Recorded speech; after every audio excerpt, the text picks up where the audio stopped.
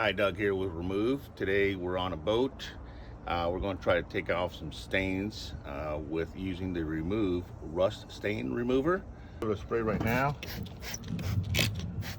And the best way for this to work is you just got to sit there, got to let it dwell for about 5 minutes. So we're going to go ahead and pause here and I'll be back in 5 minutes.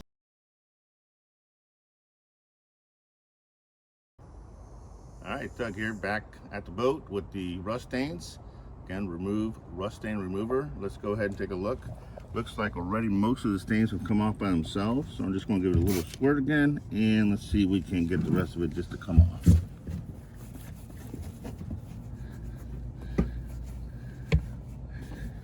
And pretty much just like that, rust stain remover took the stains right off. Again, Doug Rudd at remov.com. That's RE-MOV.com.